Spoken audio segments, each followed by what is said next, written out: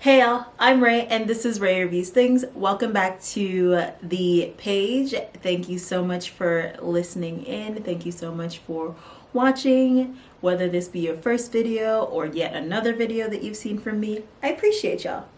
So if you're new here, what I do, I review movies and books and shows and music and all the things entertainment related so that I can give you a recommendation that's going to get you to watch the next, great movie or book or listen to a really good album or a really great song without having to wade through all of the garbage that exists on the internet that people call content, right? So that's why I'm here.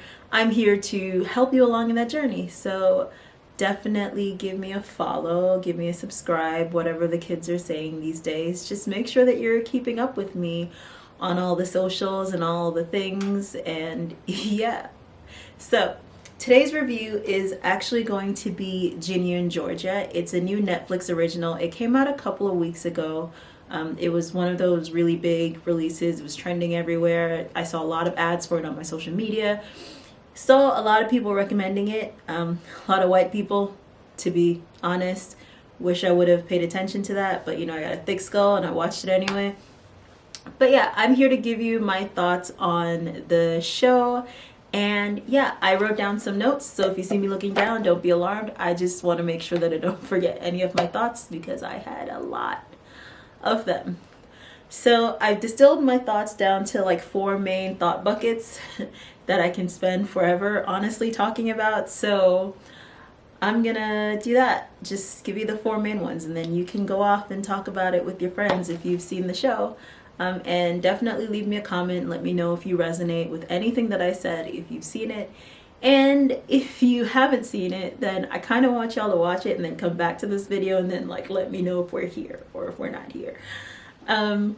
Yeah. So before I get started, I'm just going to give you a little bit of a brief overview on what the show is about. That way, when I start talking, you have some vague idea of where I'm going with this. Cool. I will try to refrain from doing a lot of spoilers.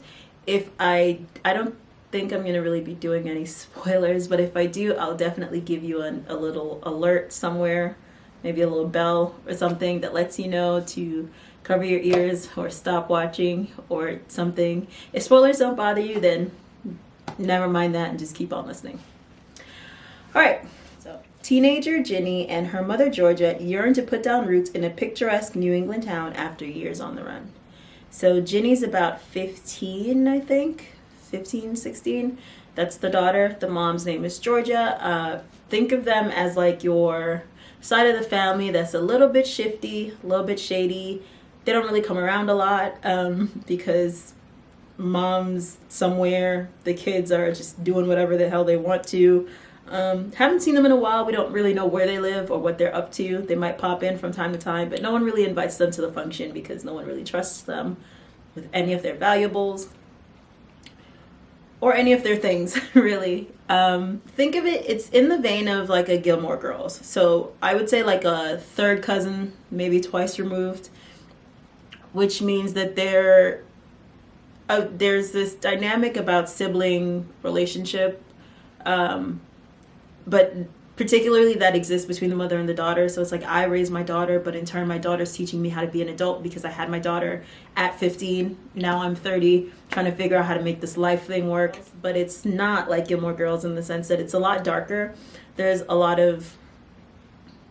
undertone of like, I don't want to give too much away. So there's an undertone of like darkness about the show. And there's a lot of questions about, like the mom's past, for example, and where she came from and how she ended up here.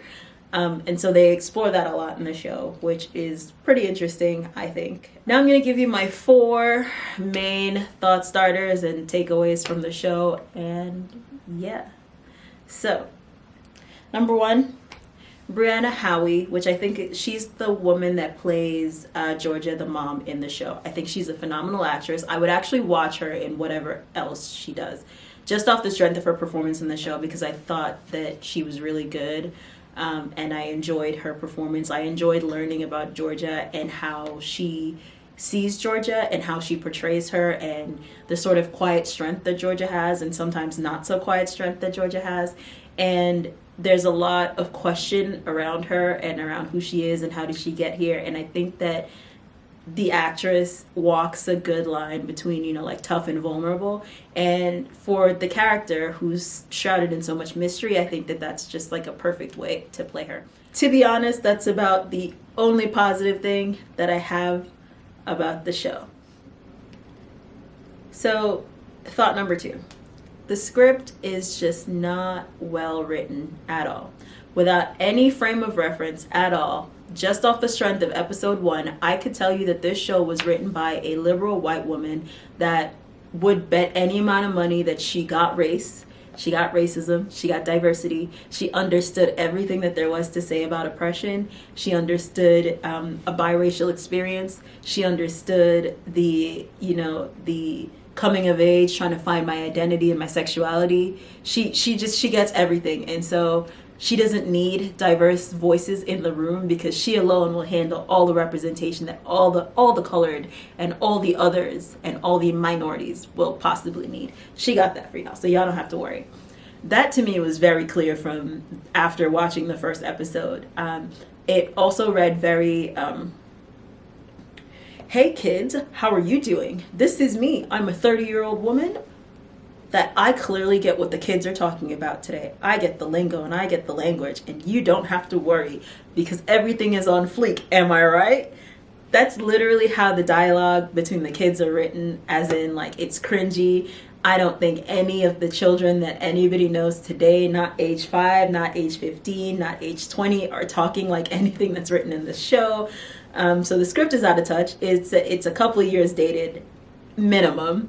The conversations about race are uncomfortable and cringy to watch. The conversations about sexuality, cringy and just hard to get through. A lot of it is just painful.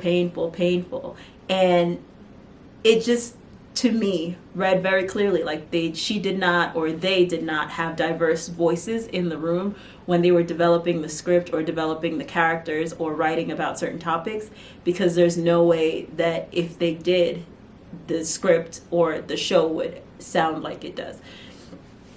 A perfect example of this, there's a scene in the show, spoiler alert, there's a scene in the show where Ginny's arguing with her boyfriend, and Ginny's boyfriend is like Vietnamese and white. He's biracial as well, just like she is, which we can get to in a second, but whatever. So they're both biracial, and they're having an argument about how they're not, I don't even know what the term, I don't know. At one point in the middle of the argument, they were arguing about their race and how they're, like the boyfriend was saying like Ginny's not black enough, and Ginny was saying that he's not Asian enough, like he doesn't get oppression really. And at one point, like, he turns to Ginny and says, I can't tell the last time I ever seen you eat jerk chicken, which is to say that you're not black enough, which we don't, just because you're black doesn't mean that you eat jerk chicken. Jerk chicken is a very specific and Caribbean experience. I'll go as far as to say it's a Jamaican experience. If Ginny is not Jamaican, then why would Ginny be eating jerk chicken? If Ginny's from anywhere across the U.S. and she's not from the Caribbean at all, why do you assume that Ginny knows how to eat jerk chicken or where to find jerk chicken, or that why do you assume that that should be part of her diet? Do you get what I'm saying? That's what I'm saying when I talk about the writer just like being out of touch. Like, if you had any black person in that room that was helping you write Ginny's character in any way, shape, or form, they would tell you that that does not make sense. They'd also tell you that the following line where they're arguing about we could do the oppression Olympics, let's go, is awkward and tone deaf, and it don't make no sense at all. So it just made me upset because I think of how many good writers and storytellers exist out there in the world that just aren't white, so they don't have certain opportunities, and so we'll never get to hear their stories. But we get to watch someone create a show like Ginny and Georgia and tell the experience of people of color without bringing them to the table. And I don't think that many white people get, or I don't think people in the art industry, people in Hollywood, people in general, they don't get that representation does not equal equity. And representation doesn't matter if I don't have a say in telling my story.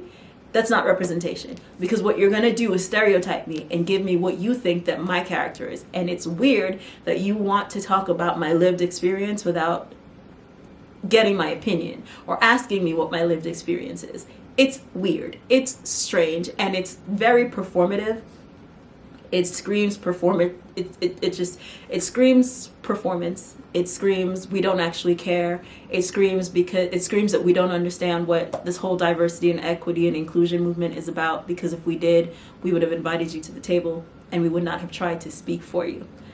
So that's a lot just to take from the script, but that's what I took from the script. So yeah, I'm so sick of white people trying to tell other people's stories and not inviting them to the table. And the next great idea is out there, and Netflix is funding and giving big promotion and putting it on the homepage of Netflix and running social media ads, because I saw ads for this on my Instagram feed. Like, they're pushing this heavy and hard, and for this to just be nothing about like what we've asked for is crazy to me, especially because Netflix is doing this whole representation matters thing, and they're categorizing, you know, certain black art as like must watch and like important to the culture, and they're doing all of this diversity work except the one that really matters, right? We're not paying creatives to tell their stories, and if you are, you're not giving them the same push that you're giving crap like Ginny and Georgia. You're just not, and it's tiring and it's exhausting. So the problem that I have with the cast, as diverse as it is that it feels like it was a colorblind casting. It feels like the writer said, you know what, I don't want to be perceived as racist, so I want to give everybody opportunities. I want you to go out and find as many different looking people as you could possibly. You know, I don't have a race restriction. I don't have, you know, everything goes.